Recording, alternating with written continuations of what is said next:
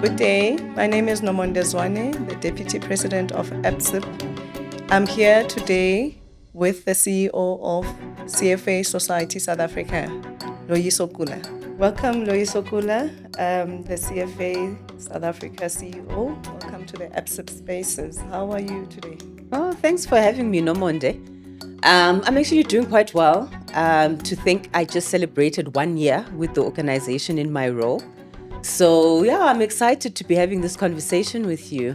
Okay, equally excited. I mean, if it makes you feel better, I mean, it's the first podcast I'm doing. Yay! So we are both in the same boat. But I'm actually quite excited to just hear your journey. Yeah. In terms of who is Loyiso Kula, before even joining the CFA South Africa Society. So just tell us a bit about your career journey in terms of where did it start with Loyiso in terms of being in the financial services industry? Well, firstly, let me start by saying it's an honor to be your first guest. So I'm quite excited about that. And I hope that I live to your expectations. But just a little bit about me and my own career journey. Just in terms of background, I'm from East London. And growing up in East London, I always thought that I was going to be an advocate. So I had a passion for the English language, history, and all of those things. And I was like, I'm going to become an advocate.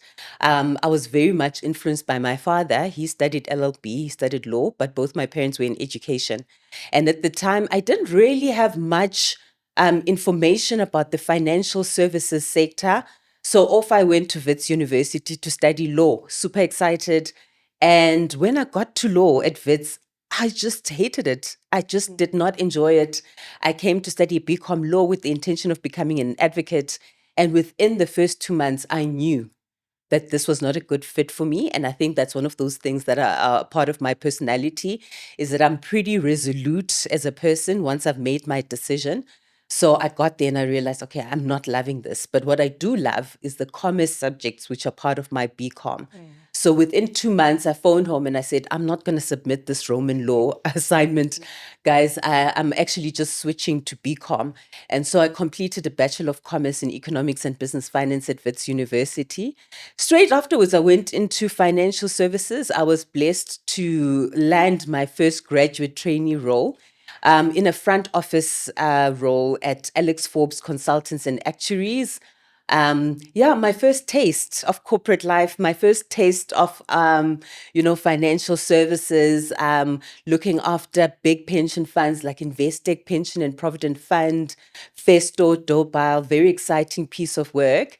But there was this itch in me that just said, no, I'd actually really want to be in investment management because that's what I studied. Yeah. So then I spent the early part of my 20s sort of moving from, actuaries and consultants into banking environment. And then I just was like, okay, this is banking. This is what it's all about. Ended up at Merrill Lynch at some point as a trainee on the equity sales desk. Very exciting. And I thought to myself, my gosh, I found my dream job. This is it. This is what I've been working for. And then boom, guess what happens? The 2009 housing market crash. And there I was in my early 20s, in my dream job, and I lost it. Poof, gone just like that. And I had to think. I found myself back at home, trying to figure out what it is that I wanted to do. And then I thought to myself, actually, why don't I use the skills that I've learned around equities and economics and apply it in journalism? And I approached Peter Bruce, who was editor of Business Day, and I said to him, I'd love to actually become a journalist. So I went to go and write for Business Day on economics and equities. Then I moved on to my own beats, writing on property investments. I thoroughly enjoyed it. And then I moved on and I was like, okay, there's a part of me that still wants to be in the investments world and working in financial services. And then I spent a number of years looking after my clients, which were like Sanlam Investments, Stanlib, as a communications practitioner and a media relations person. After a while, I moved down to Cape Town, where I eventually met my husband. And I got a little bit bored. I get bored very quickly. Yeah. That's one thing about me. So, and Yeah. pivoting in my career has been one of those big Yeah. parts of my career. And I went and I was like, okay, I really, I don't know what I'm doing right now. I've been enjoying doing communications and media relations for the financial services industry. And I went to do my MBA. I went to do my MBA full time at Stellenbosch Business School. It really created this passion in me for strategy. I just was like, wow, strategy, thinking about business, leading an organization, thinking about how the future all the time, and thinking about how you're going to take an organization forward really resonated with who I am as a person. And I was like, this is what I can do more of. And so my part of my international module was doing capital markets at Purdue University in Delaware, Maryland. And while I was there, I decided to contact Chris Becker. I didn't know him from a bar of soap, by the way. I just like, I saw that, I was like, actually, there's a connection here. He's the chair of the Stellenbosch University Council. So he might pay attention to my email. Yeah. So I sent him an email. He was still CEO of NASPERS. And I said to him, you know what, I'd love to do my thesis on NASPERS. Give me anything, to any problem that you want me to fix. I'll give you all of the data, of course, and I'll do it for free, but I just need the information for my thesis. I tried all sorts of combinations, Baker, K. Baker, do you know all of them? And one of them hit. And he was very generous enough to like introduce me to the head of strategy at Media 24. And he said, somebody needs to solve this problem where 70% of our revenue is still in print, but we're moving towards a digital economy and a digital environment. So I worked on that. I must have done a good job because then I became a general manager for strategy for Media 24. And I loved my time there. I loved working in strategy, looking after strategic projects. But then I thought, I still have a passion for financial services industry. How do I translate that back? And then I went to Argon Asset Management as executive for stakeholder engagement. A really fascinating time to be there. It is still one of the most powerful and influential asset management firms, Black owned and Black managed. And I had a great time really learning from really amazing people like Mutobi, Dr. Manas. And then I moved up to Joburg with my family. At this time, my family was growing. My husband was still traveling quite a lot for board meetings to Joburg. So we made the decision for our family to move up. And then that opened a career for me in banking, where I spent the last 8 years within Absa, where I started off in strategy and then moved across to be head of shared services for the Africa business. And then eventually, when I left, I was chief of staff for CIB, chief operating officer. So basically, if I would describe the last 20 years, it's been up and down, and just trying different things. And what's really made it powerful for me, these different pivots, is that now in this role as CEO of CFA Society South Africa, every single role that I've been and every single skill that I've picked up in those roles has led to me being able to do this role and to take on this role on behalf of our member association and the members of CFA Society South Africa. So it's quite a journey. Yeah. And it's important for us to, and the reason I also asked you to actually tell your story is very, very important for us to tell our stories. Often, even for young women in the industry, they see a Loyiso having, been promoted to become a CEO for one of the best industry bodies, such as the CFA South Africa. Why it's also important to tell your story is it's never linear, like you're saying. It's been up and down. It's always been trial and error from the beginning. How I also relate to it, we have a lot of common things that we've done. Yeah. When I started doing my BCom economics at University of Pretoria, it was also trial and error. Yeah. I've never done economics before, but it sounded good. Yeah. And you take that plunge and you do it. You've disrupted yourself at some point to go to an MBA at Stellenbosch. I did the same. Yeah. But my story is I did it in a period where, an unconventional way, when Yeah. I was 6 months pregnant with my firstborn. That is crazy. So very unconventional. But disrupting yourself is something I can resonate with. Yeah. Raised by teachers. My mom was a teacher. Yes. So it does help to relate in terms Yes. of where are you in your journey, how are women navigating it all. Because often you find that you think your story has been up and down until you hear another woman's story. So quite a lot of common things. Also disruption around you got married, you had to make family sacrifices. Yeah. I also found myself having to do that at some point, hence my studies at Stellenbosch. So quite a journey. And I think it's the reason I'm saying it's important, it does not all look polished. It needed hard work. Yes. It needed you to sacrifice certain things and actually to find your true passions, like how you said you reached out in terms of the mentorship that you required throughout your career, has enabled you to be where you are today. Yeah.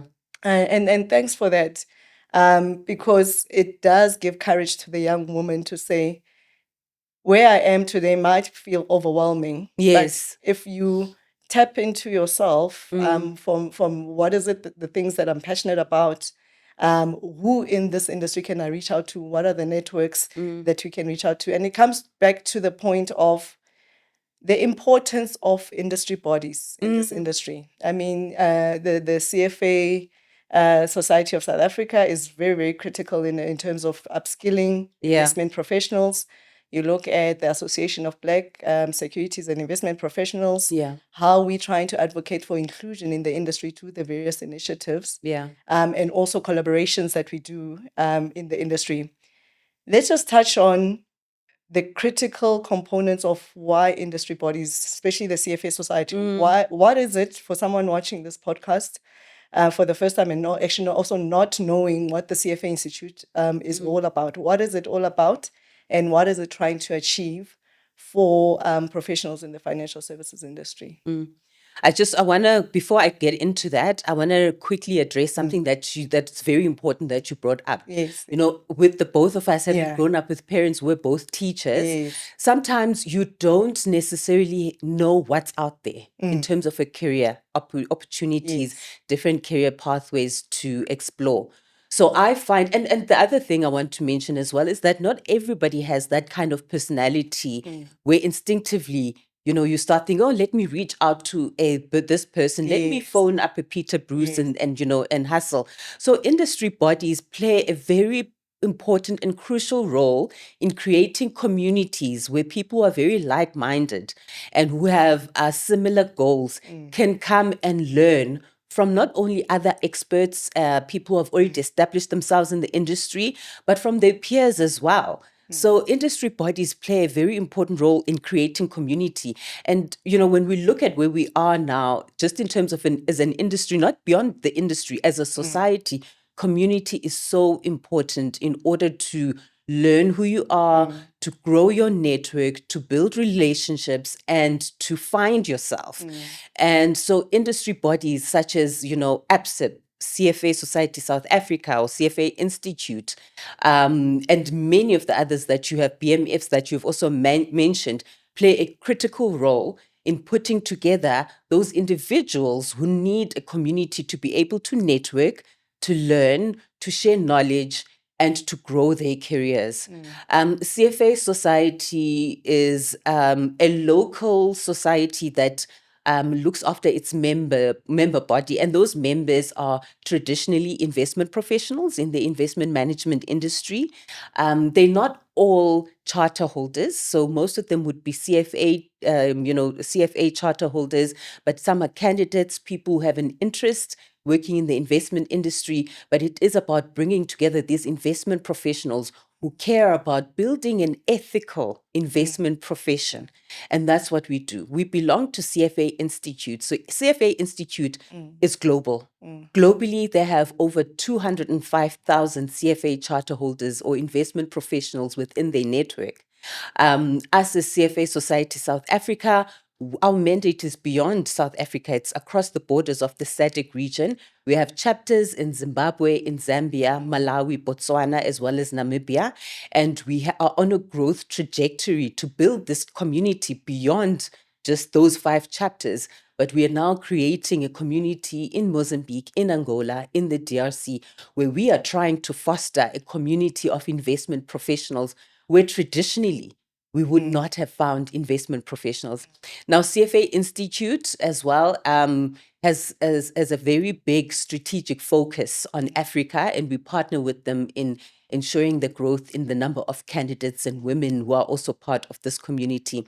One of the crucial things that we do as CFA Institute and CFA Society South Africa, of course, is the administration of the CFA designation. Now, CFA designation is known as one of the gold standards globally for investment professionals in terms of designations that you can hold.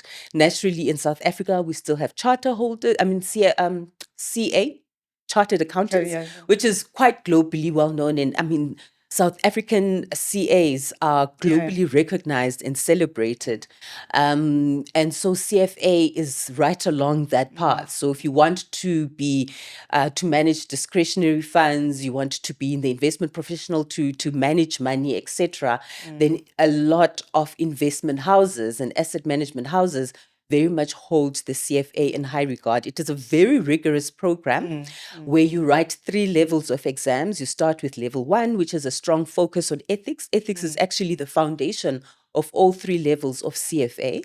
And then, of course, the tools and skills that you need to become a solid investment professional, from understanding derivatives to understanding different financial models, but it truly equips investment professionals to have the confidence to manage money and operate ethically in the investment profession. So industry bodies such as ours play a very crucial role. And maybe that's one of the other things that I do need to mention. So apart from creating this community where our members get to network and they come to webinars and masterclasses and learn, it's also about fostering ethics. And we do that through a number of codes and standards that we partner with asset managers and other institutes to say, you know what, this is what should be adopted by organizations to make sure that the investment professionals in your organization and the way that you manage money is ethical. Yeah, thanks for that. And I can say for myself, having looked at how the CFA Institute has evolved, there's a lot of credibility in the industry in terms of, the charter holders who come through your program. One thing I also have picked up within the CFA Institute is that you are responsive to market demand. We know that sustainability is becoming quite a big topic in boardrooms, not only just a big topic, but in terms of the impact we need to have in society. Just take us through how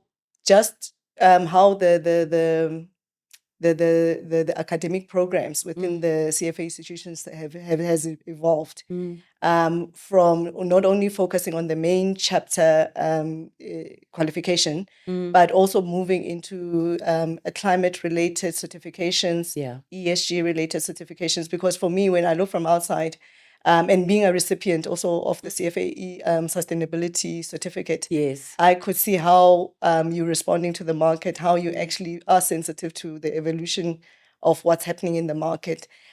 Take us through that in terms of how did that strategy evolve in terms of bringing in other certifications that are relevant for investment professionals to be sensitive to and also take up. And in that spirit, looking at things like AI, where is CFA heading up in terms of the critical skills that investment professionals need? I love this question because it really talks to us trying to be plugged in with how people, one, like to learn and absorb information, to the evolving industry and the things that impact the industry and the kind of skills that new entrants now need to learn in order to do their jobs effectively. CFA Institute started off as just having the main designation, which is your CFA charter holder. But as you said, the industry has evolved globally. Things such as sustainability have become not just buzzwords, but lived experiences in the corporate sector. And investors now have massive expectations of where their money is being invested. And we're finding that across from Gen Z all the way up to Gen X, etc., people really do care about who they do business with and the kind of impact that they have. And so CFA Institute realized that actually, people, can vote with their feet. They can say, I will not invest funds with a company that does not adhere to certain requirements to me that I feel sustain our planet and create a sustainable society. And so creating the sustainable investing certificate was one of those key things. Another one that we realized was actually growing in popularity and importance to upskill our members was private markets. So private markets is now also moving from more than just being a buzzword, but to being an alternative investment solution that a lot of investment managers want to look at and want to explore. So we've now also developed the introduction to private markets. We also still have the investments foundation course, which is more for, let's say, your entry level graduates who might not necessarily be ready to write CFA, but do want to have a good, solid investment foundation. Also, operations staff who have new entrants into the investment industry. They don't necessarily want to be managing money, but they do need to have an understanding of the investment management process and the environment and the industry. Then, we've got the foundations course as well. Now, as we're moving into your AI space, your blockchain digital assets, now those are becoming so much more important. Just recently, I was at the South African Institute of Financial Markets conference, where conversation around digital assets, cryptocurrency, blockchain were key. Because this is new technology now and how we move money around the world globally, securely and safely.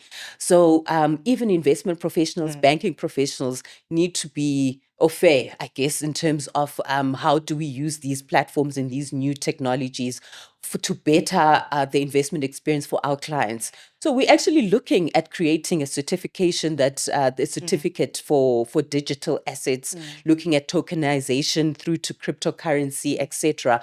So we're trying to evolve and really just make sure that we are keeping up with the things that concern the investment community. Now, even the designation itself has evolved. It really used to be very much theoretical, but now the Institute is making sure that it also has a practical element in it so that the person who completes the designation is ready when they get to work. So they're not at a point where it's all very theoretical and then you start working, you're like, I don't know, I'm a little bit stuck. So we are starting to implement a lot more practical assignments into it to make it more, to make you ready for the workplace. Okay. Yeah. No, thank you. Thank you.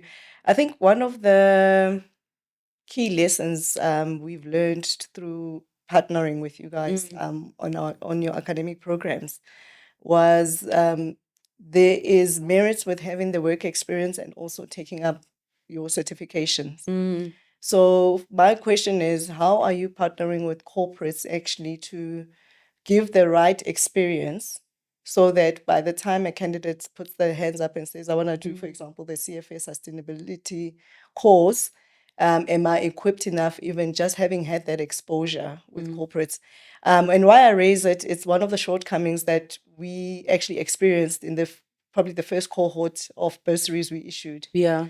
in the CFA Sustainable Investing Course. To say, how then do we partner with corporates to actually provide young professionals with that kind of experience without actually diluting the intensity of the course? Because you can water down a course, but if you have to water it down, then the credibility of actually getting the certification becomes questionable. So in terms of just bringing awareness through partnerships, also with corporates to say, can we give young professionals the right skills, whether it's a private markets course or it's a sustainable investing course? Let's create that healthy balance, because often you get into a course and it's the first time you're hearing all these acronyms and you still have to get to that level of competency. How can, quickly touching on that, how can we actually work with corporates around that? Yeah, so we try to provide supplementary or complementary platforms such as masterclasses, webinars, so that sort of introduce these concepts to employees, I guess. We will partner, let's say, with an institution and let's say have an introductory session with a panel discussion around what is sustainable investing. Then, that creates the first level of awareness.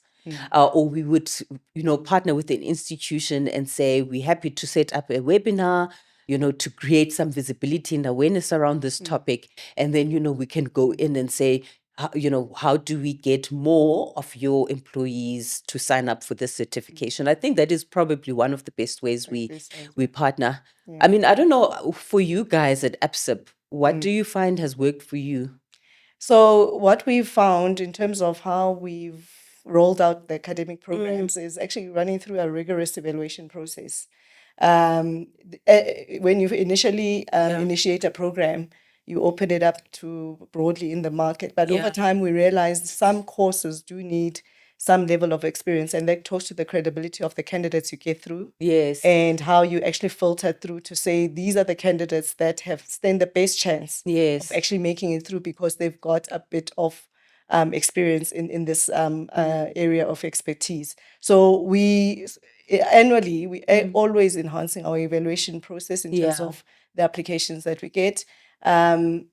Whether we need a broader discussion around how then do we bring awareness with our partners in corporates is something an area that we can also improve on.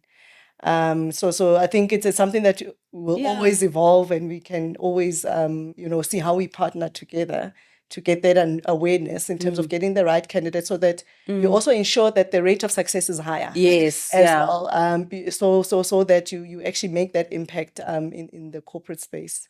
What I do like about what you're saying and your guys' approach as well is that you are advising and providing guidance to the institution to say, look, you might have this gap in your organization. And I think that this particular department might actually need a specific skill. So actually that makes a lot of sense as well. Yeah. Great stuff. But thanks to the partnership, I mean, I think it's one of the most credible institutions in terms of creating those skills. I just want to bring back the conversation, given that it's Women's Month now. Very critical. We've been attending quite a lot of women events and getting quite all inspired by, moving the needle around gender parity. One thing that I also like and very credible on your side is to bring that awareness through your Pink Book initiative. I happen to be in the inaugural one. So just talk about what are the intentions around the Pink Book and also creating awareness around gender parity, the importance of telling the stories. I mean, you started with your stories at the beginning of this podcast. What is it for that young woman looking and paging through the Pink Book that you want to achieve through that initiative? Yeah, so Pink Book is one of our initiatives that's targeted at improving the gender parity gap. I was just looking at our data actually yesterday in preparation for a board meeting. When we look at the number of charter holders, and I'm not sure how it translates generally in the investment community, maybe you can also help me there. But in terms of our community and our members, we have 79% male and 19%, 79%, and 21% female. Now, that's still quite a gap. And just 2019, it was 83% and 17%. 83% men, 17% women. So moving that needle, we're moving it, but it's moving quite slowly still. I don't know if I can say it's a full reflection of what the investment community is, but as a society, one of the key roles or initiatives and priorities for us is to close this gap. It's insane. The fact that in 2026, we're still looking at 80%. So we have a few initiatives, of which Pink Book is one of our flagship initiatives. With Pink Book, we try to shine the light on women in the financial services space, specifically in the investment industry, who are doing amazing work. who can be a beacon of light for those who are wanting to enter the industry, are new to the industry, and want to stay in the industry. I was reading a stat the other day that said the reason that we get to these numbers, 80-20%, or that there is such a lean number of women who are managing money or in senior portfolio manager roles is because there's a drop off Yes, yeah. at analyst level. And so at some point, we thought, let's create this pink book that shines a spotlight on the women who actually are achievers in this industry, to encourage those who are still junior, who are still thinking about entering this industry, to see other women who have stayed the course and who have done the job of being in these positions. So Pink Book, we publish it biannually.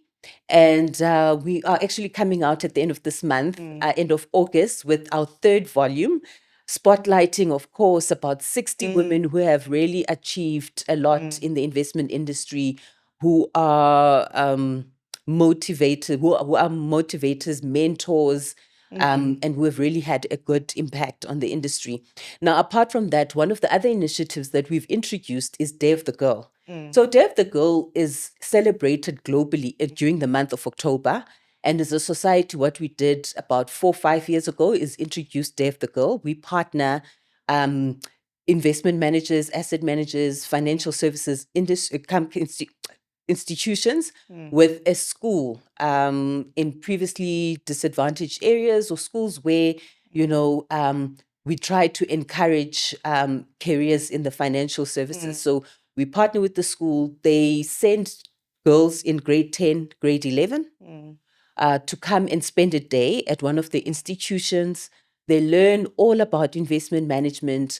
They learn about, the subjects they should be focusing on at school, what kinds of careers are there in investment management. And this is, again, to start trying to encourage them from the level of high school, and see, these are the kind of courses you should look at in varsity, because they're ready for varsity, to encourage them to enter the investments industry. We have that. We are now also just looking at, on an annual basis, having our own branch just to celebrate what we do as women, which I think is very important. So CFA Society South Africa has a Women in Investment Management committee, which is at the moment chaired by Nomonde Okelo, and incoming chair is Dr. Musimuni Doelani. And their objective is to drive this push of fostering a really encouraging environment for women in the investment industry. Yeah, you touched on critical points. The career cliff is a reality. Yeah. You touch on something that you're also wondering in your own career where we are. I mean, we're in our 40s. You're thinking, am I going to be a casualty of a career cliff? I mean, I've read about it in other research studies. Yeah. That women, once you get to 15 to 20 years, there's that career cliff.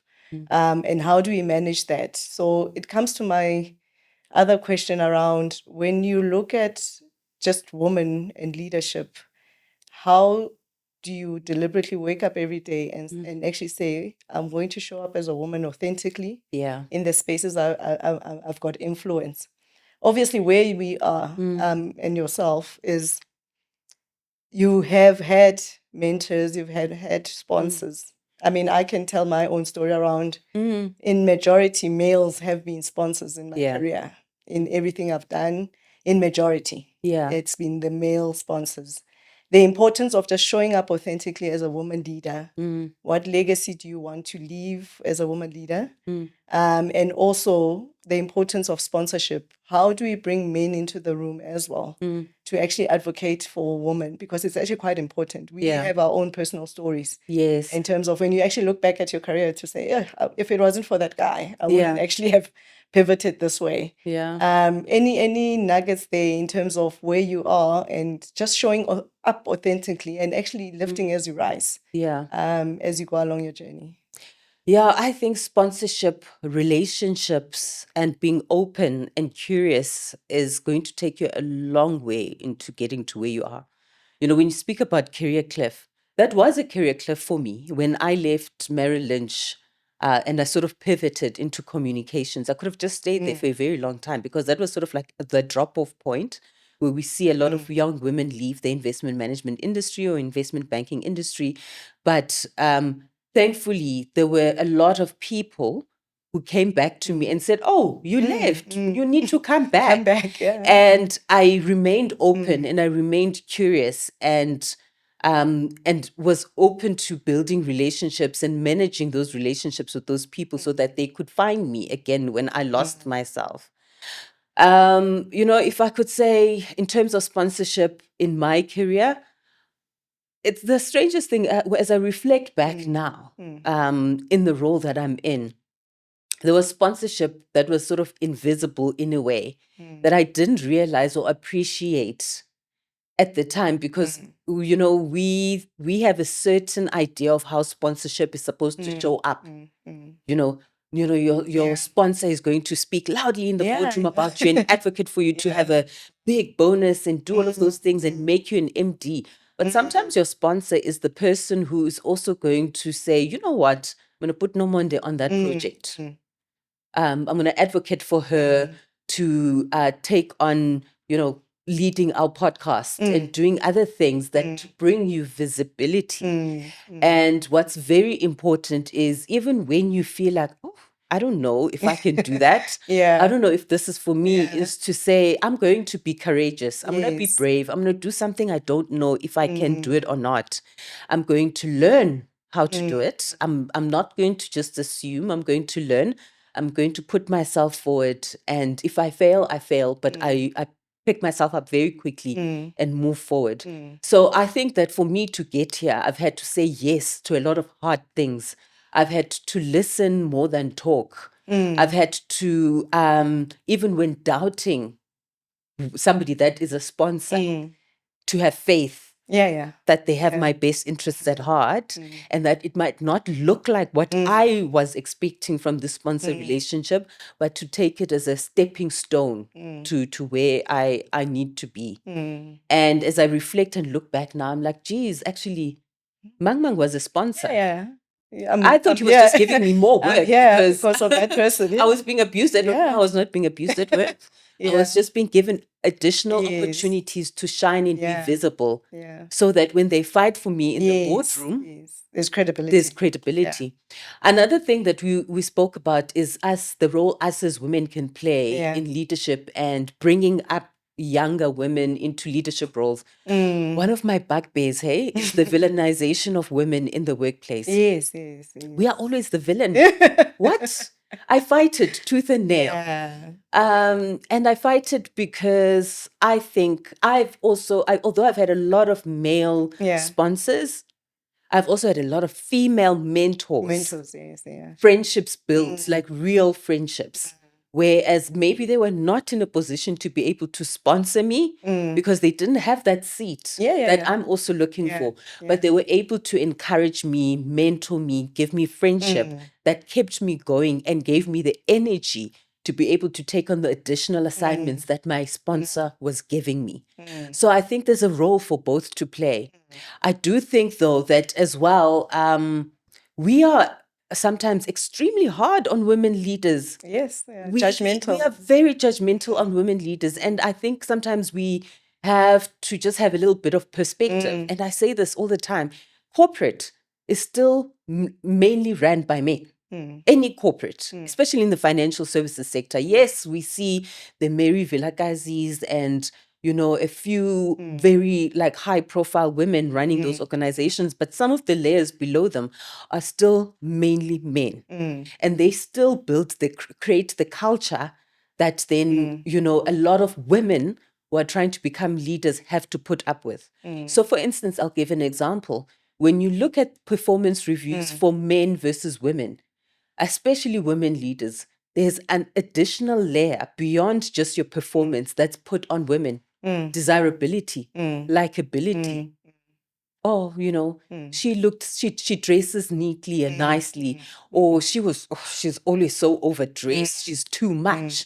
Or she's always talking. She's too much. These are things that aren't said about male leaders.